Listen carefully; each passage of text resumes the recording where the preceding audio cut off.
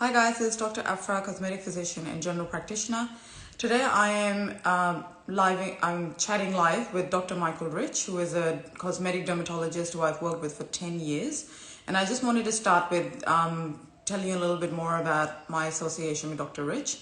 I actually started looking for a job as a cosmetic physician 10 years ago when I thought about getting into this field. And I didn't really know anything, and I had never done any of these treatments, and it was all new to me. And I remember I applied to about 30 different clinics, and then I got an email back from a couple, and Michael asked me to come and have a chat with him. And at that time, I don't really think I had an idea of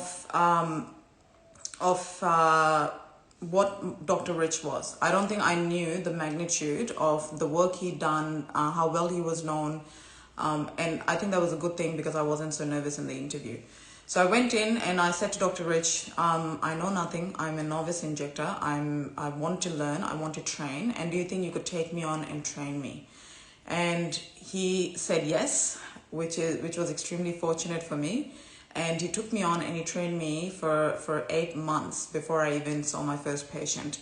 So this is a man who I owe my entire cosmetic career to. I have so much love and respect for him. In 10 years, he has been the best boss, the best colleague, and the best teacher and mentor. He has taught me so much. Some things that I don't even realize he's taught me until I'm faced with a question about that specific subject, and then I know the answer. And sometimes a lot of other people don't, and I realize how much I've learned from him.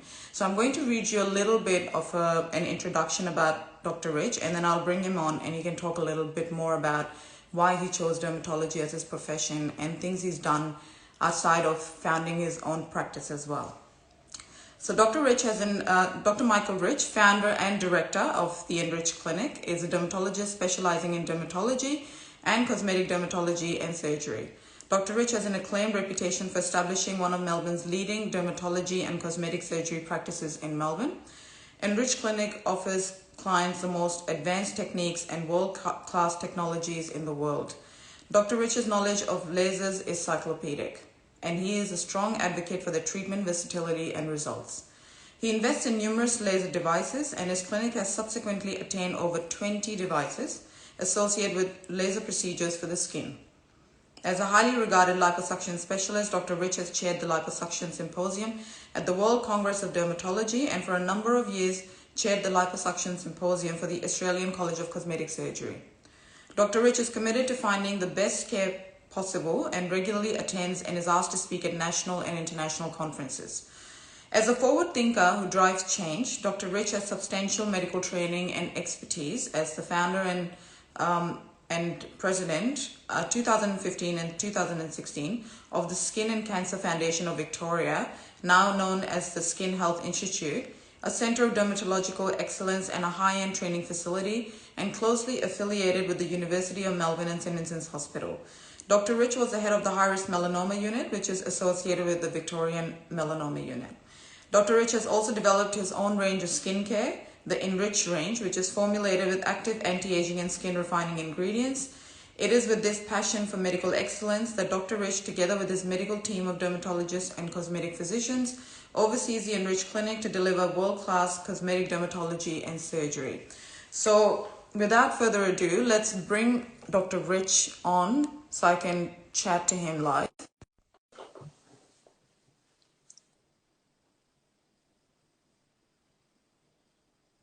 And we're just waiting for Michael to get onto the live chat. Hi, Michael. Thank you so much for joining today. I'll get you to adjust your camera, maybe put it down a tiny bit so we can see a little bit more of you. That's perfect. Okay. So how's your day been today, Michael?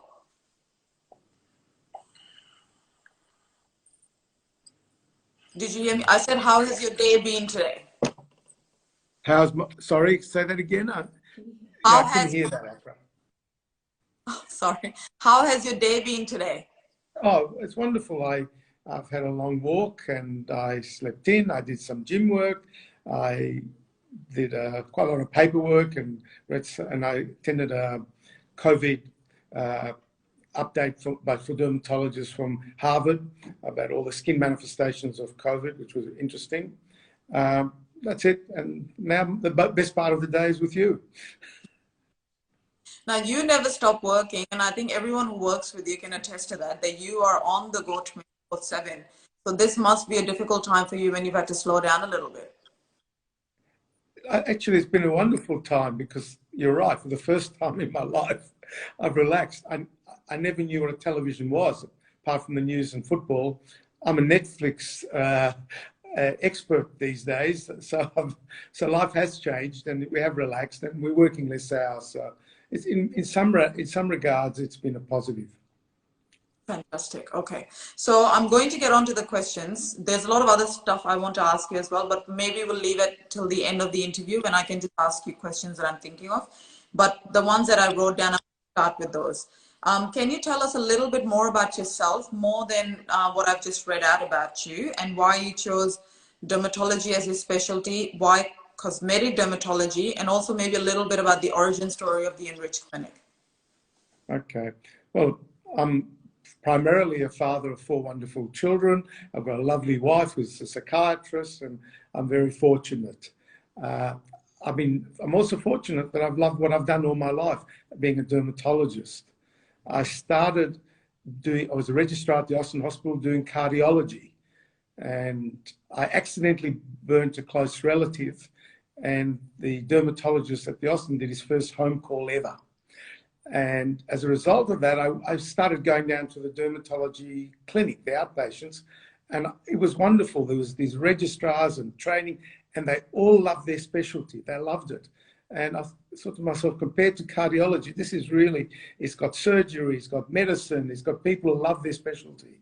And I just gave up my cardiology training and started doing dermatology. That's how it started. Well, I never actually knew that story, Michael. So this is the first time I'm hearing it too. What about the Enrich Clinic? How did that come about? Well, once I finished my dermatology training, certainly in our time, these days people go on gap years and travel. In our time, you went straight to practice. And in fact, I started my clinic in Armidale. And I remember some of those days, Collins Street was a place to be. And I told some of my senior dermatologists, I'm going to open in Armidale. They said, a true specialist is in Collins Street. Well, I said, well, I might not be a true specialist. I'm starting in Armidale. And there was no one within 10, apart from the city, within 10 kilometres of me. Today, within 4 or 5 kilometres, there are 20 dermatologists surrounding me. So it really has changed dramatically. So that's how I started my clinic. But as cosmetic dermatology wasn't so large, cosmetic and aesthetic dermatology, and there were no equipment, no lasers. The first laser was a copper vapor laser, and we started the Melbourne Laser Clinic, myself, Greg Goodman, and Philip Beckor, and we all kept going in that type of field. And that was the only laser. It took 45 minutes to heat up, and there was nothing we offered. But being interested in lasers has become a lifelong hobby, a lifelong love. So I think I now have more lasers, or as I call them, my toys, than anyone in the country. But to give good treatment, you have to cater the treatment to the individual. And if you don't have the right equipment, you'll sell them the one equipment you have, or one of the 2 pieces you have. You've got to treat people individually, and therefore you have to have adequate choices. Absolutely. Now, I know your love for lasers, but would you say that's your favorite thing about what you do?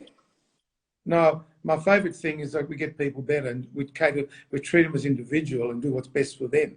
And you really, there's certain rules. You don't give inappropriate treatment. You listen to them carefully and treat what they need. And not everybody needs lasers.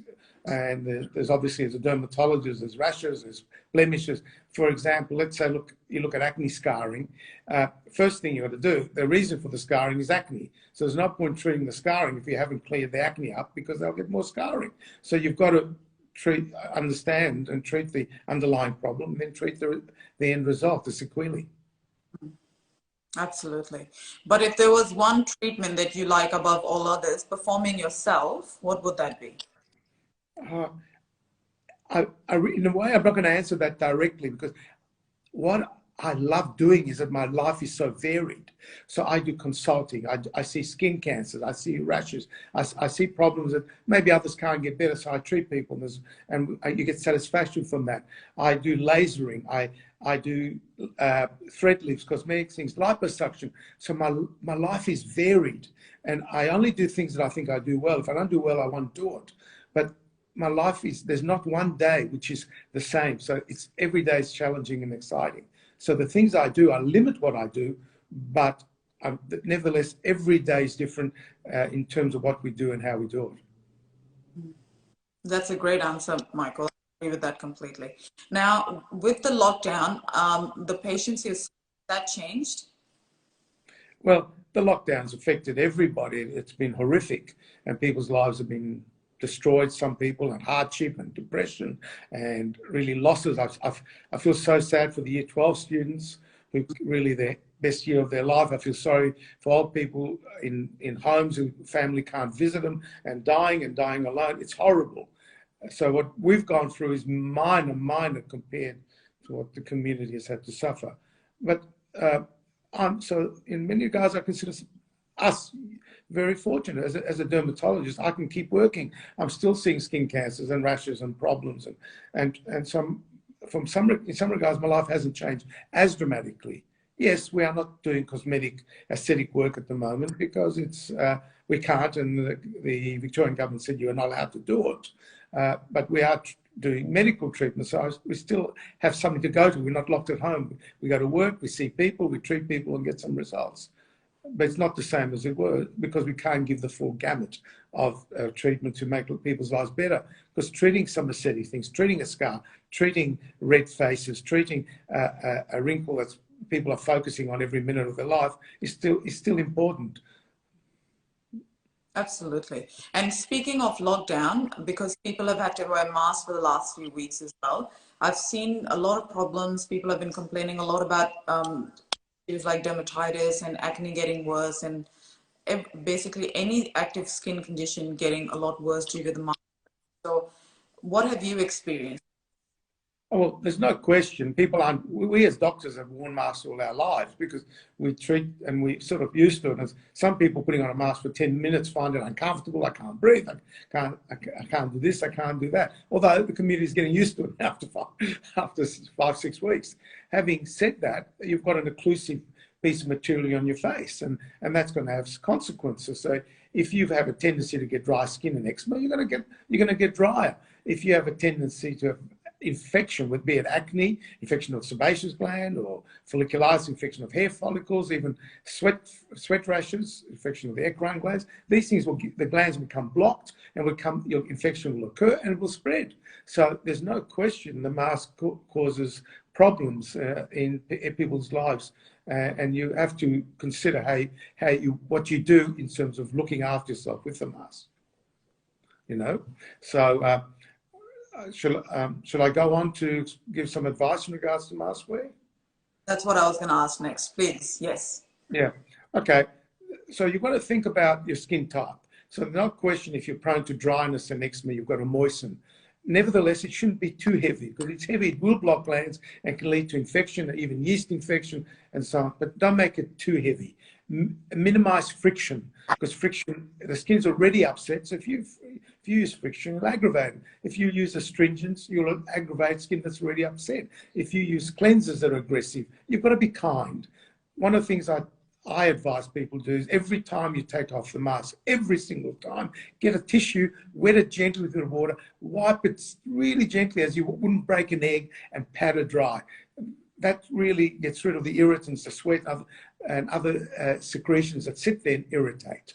Now, if you have a tendency to have acne, if you use oily preparations, you'll block your glands and aggravate your acne. So use a water-based product, and that way you will minimize the acne getting worse.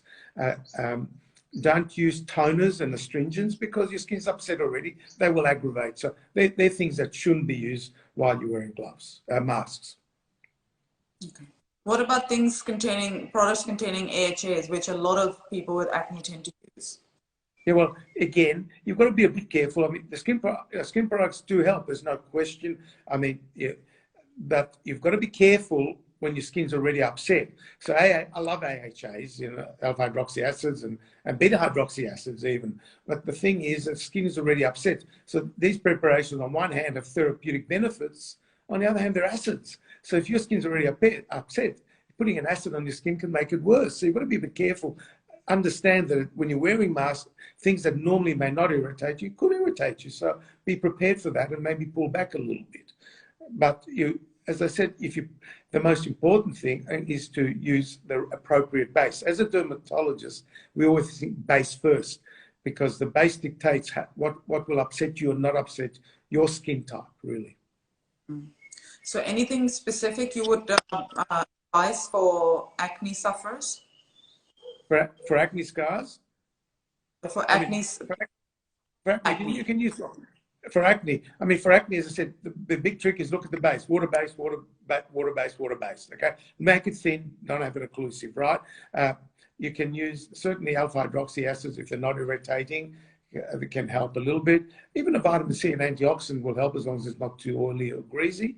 And if you're going to use a sunblock, it should be in acne definitely a thin water-based sunblock, because an oily one will aggravate the problem. What about the medical treatment, such as topical antibiotics and benzoyl peroxides can help acne.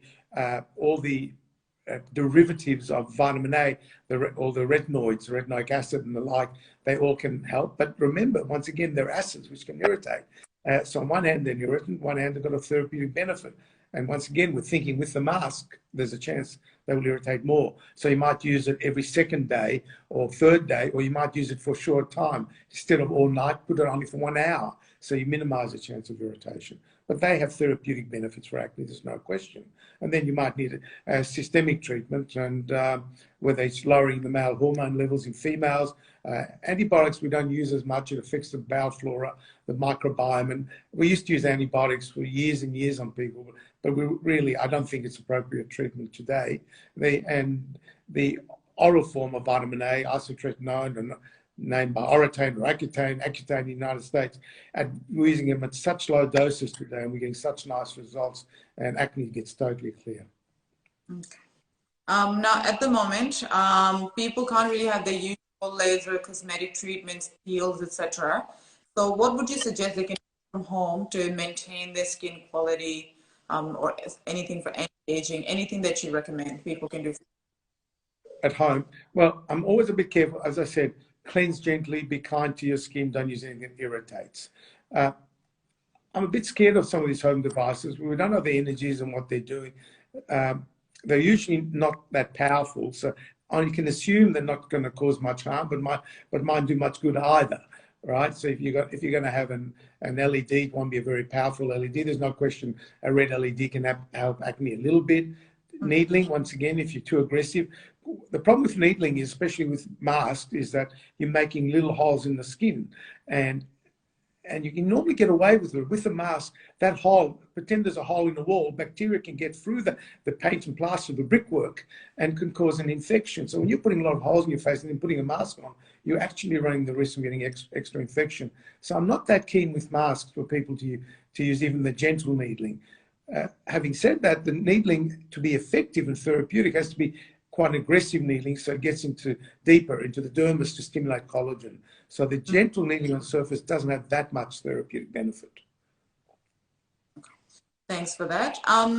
Now, since half of our faces are covered with masks, do you think sunscreen is still important or not really? 100%. I think ultraviolet radiation, both UVB and UVA, damages our pigment network, damages our blood vessels, our plumbing, damages our collagen elastic fibers, and we get wrinkling and aging. That damages our pigment network, so we get color variation and causes skin cancers. Right? So there's no question use a sunblock. And for example, we know that bald men get a lot of skin cancers on their scalp because the scalp's exposed all their life and the sun hits and get cancers. But what a lot of people don't realize that women get skin cancers on the scalp. And the reason is their part, which is their part often in the same spot all their life, is a bald patch all their life. I have seen so many women with skin cancers in the scalp where they've got their part and they've had their part for 20 years. So that bald spot's had sun damage and they've got skin cancers. So sunblock, a hat, absolutely. What about people that want to wear makeup under their masks, Michael? Well, why? I mean, I don't understand it. You've got a mask which is sweating you, irritating you, and you've got a layer between your face and the mask which can irritate. I can understand forehead and stuff, but with the mask, I don't understand it. But again, don't make it too thick. I would say try to use a non-irritant makeup, which is not as pleasant such as a mineral makeup, but avoid something that's got a lot of body to it because you've got your mask, you're going to sweat, you're going to get hydrated, it will irritate you. Okay. I think you answered my next question anyway, because I was going to ask you about anti-aging treatment that people do from home. Because I had one of my patients ask about the derma rollers and the needling and even the jade roller. I don't know if you've heard of this one, but this is one that people put on their faces and they just roll it away from the middle of the face and it drains nodes and it reduces swelling and things like that. I think it's a pretty benign device in the sense that it doesn't cause any holes in the face. But do you have any experience with these and what do you think about them? Well, I mean, I said I've talked about the needling already, that the needling can stimulate a bit of collagen and so on, but just be careful with masks not to get infection, right? But I've often joked that people go to these fancy devices that they massage and their legs look slimmer. And that's really equivalent to lymphatic drainage. And I've often joked about you can get the same effect at home with your vacuum cleaner. You massage your leg, you'll get a lymphatic draining and your legs will look slimmer for a few hours. There's no question about it. Drain the lymphatic supply. So you can use your vacuum cleaner, you can use a device such as that. So you might as well get a vacuum cleaner light and do that on your face. You'll get rid of lymphatic drainage. But would I spend money on the device? I personally would not. But apparently you can get some cheaper ones. So my patient said she got one for $4. I said, that's fine then. If it's a $4. That's fine. As I'm saying, what it is, it's not it's just, think of lymphatic, getting rid of the fluid that's accumulated, just gentle lymphatic drainage. You know, when women have breast cancer, they get swollen arms, lymphedema. So they have lymphatic drainage. So that's lymphatic. But normally we do get, if we're standing on our legs all day, the legs swell a little bit, the face can swell a little bit, although it's not an area that gets a lot of lymphatic accumulation compared to our legs, for example. But I suppose the idea behind it is in the long-term treatments don't really provide benefit. The long-term, sorry? The long-term, things like lymphatic drainage are not really providing much benefit. No, none of them are permanent. No, none of it. It's not a permanent. It's a temporary thing. You know, it's like certain creams that the wrinkles look better for a half an hour now, but it's not a permanent. I mean, the best anti-aging topical thing is a sunblock because it stops you wrinkling as much, right? And then you can diminish movement with other devices, you know, muscle relaxants and so on, but which have a nice benefit because not only they people look better, but your muscle gets deconditioned from working that way and inducing wrinkles, as you well know. You're an expert on that. Yes. Thanks, Michael. Okay, and the next question I had was, are you still doing telehealth and what issues do you see in person? Yeah, well, we're using telehealth. I mean, it's interesting. Dermatology is an interesting specialty that we have to visualize the skin. But some things, if someone's got a question mark skin cancer, it's very hard to delineate what that lump on the skin is on the scalp or on the face. So that's a difficult problem. On the other hand, if you've got an existing acne patient and they're on treatment and they're doing a review consult, you're going to get an idea how they're going on and you can modify the dose of medication or the topicals from looking at them online, or you can talk about patients with skin diseases, eczema, psoriasis, or even people with hair loss. You know, women, all men or women get thinner with life, with time, for example. All of us get thinner, all of us get a form of baldness. So women, you know, there's a high percentage of women in 50s, 60s, you can see the bald spot on their scalp. So you can do a review consult on that and change the dose of medication, which usually lowers the male hormone, means they're not going as thin as they would go normally. Right? So we can do some color. So it's not ideal for all conditions, but with some, it can be, it's adequate. Now, at the moment, obviously, Michael, people will see most skin-related issues, I'm assuming because of stress as well. So what do you recommend as like an umbrella advice? Well, I mean, the fact is, always people are under stress and have problems. I don't think there's any condition in medicine the stress doesn't make worse. So, if you've got asthma, you'll get worse. If you've got diabetes, you'll get out of control. If you've got high blood pressure, your blood pressure will go rise. You've got heart disease, your heart won't be. So stress aggravates everything. So the acne will get worse, the eczema will get worse, the mask is aggravating more, and people are looking at themselves and they're sitting at home looking and they're getting aware. So the thing is, but stick to your principles. If you've had treatment before, stick to what you've said. There's a tendency for more my female patients and male patients to go and buy 20 products from certain cosmetic areas and put on astringents and cleansers and one serum, another serum, and all of these things when the skin's upset, it's just going to make them worse and not have a big therapeutic benefit. So basically stick to principles, be kind to your skin. That's the first rule. And but you're not going to, if you've got a blemish or your acne's got out of control, you'll need some treatment for it. You won't be able to do you won't be able to treat yourself, but just avoid moisturizing, cleansing and washing it because the skin's infected. Don't upset it anymore. What about drink lots of water, eat lots of vegetables? Is that a myth, or does diet actually affect skin quality?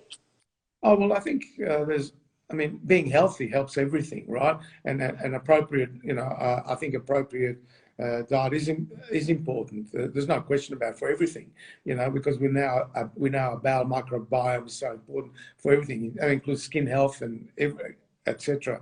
So I think eating healthy and so on, no question, it helps. And we think that high use of high GI products certainly doesn't help acne and conditions such as that.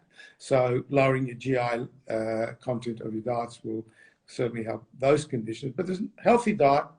It's because a healthy diet lowers inflammation. Inflammation affects our skin. We know there's no question it plays a part in dementia and so many aspects of our daily health.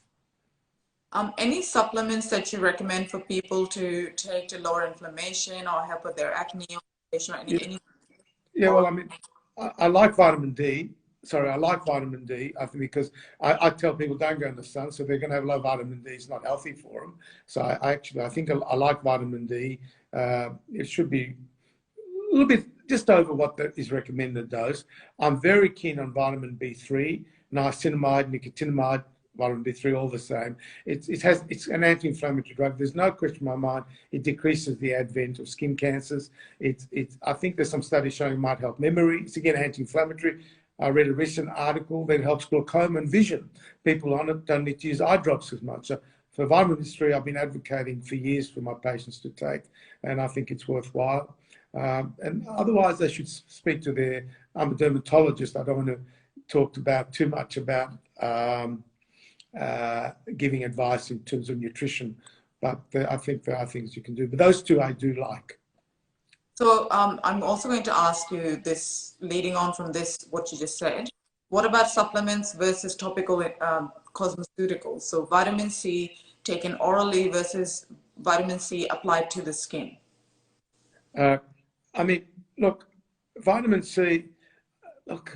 Vitamin C to the skin is an antioxidant, and as long as the base is appropriate, remember I always said base first.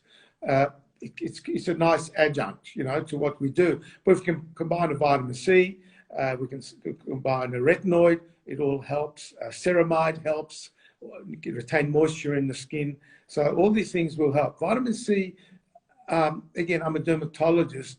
I'm not convinced that it has a significant effect in regards to viral infections and cold and flus, taking mega doses of vitamin C, or for chronic fatigue syndromes and so on.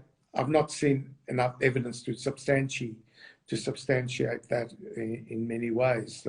But for example, like vitamin B3, I've seen evidence, some nice evidence in regards to the benefits. I've seen evidence that zinc, for example, doesn't stop us catching a virus, but can diminish the severity of the viral infection. And I think they are giving zinc sometimes to COVID patients early on to decrease the severity. But again, I'm just a humble dermatologist.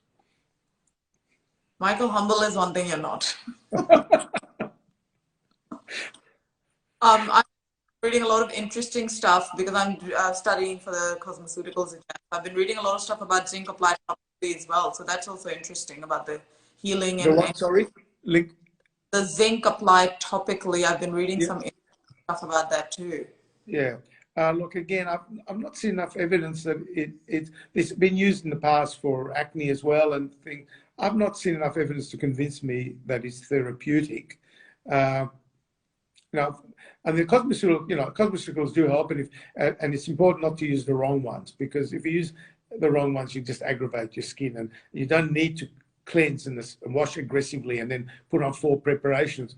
I've got patients coming and say, are they putting in three different oily preparations? I say, why do you do that? They say, because my skin is so dry after I washed it and I cleansed it, and so I ask them, why do you wash and cleanse it so aggressively? And they can't answer me. So sometimes it's overdone.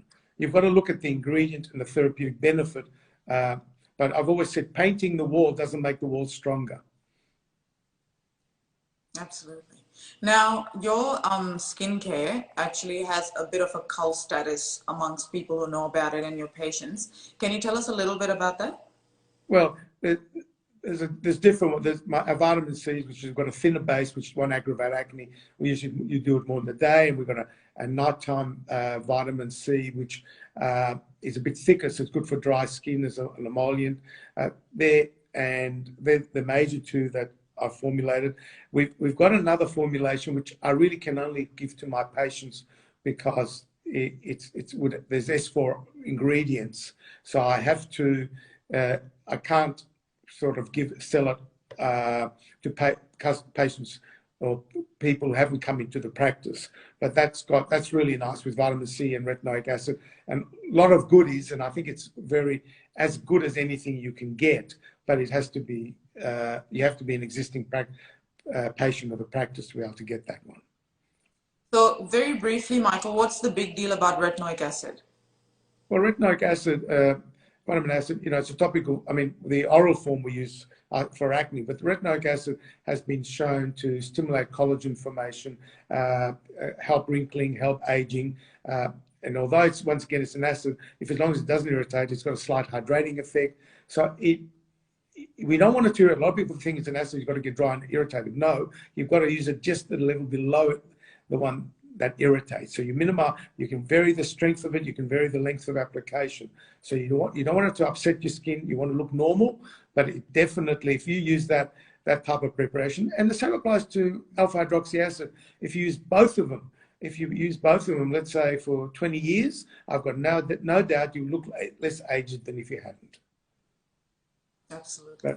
Thank you so much for all of that, Michael. I think I've taken up more time than I asked you for, and that's really great information there. Thank you so much. I have one last question about the lockdown. It's been a really tough time. How have you managed to stay positive through it? Because you're always a really positive person. You're always building people up, building our spirits. How do you manage to do that? Any positive things you've taken away from the lockdown? Oh, yeah, well, we're lucky. I'm fortunate. I'm not starving. I can eat. I've got Netflix. I've discovered that. I mean, I think back of my parents during the war, they didn't have Netflix and they didn't know where they're going to get the next meal from. I mean, and this will be over. They had 6 years of unknown, were they going to survive, live or die, and no food in Europe.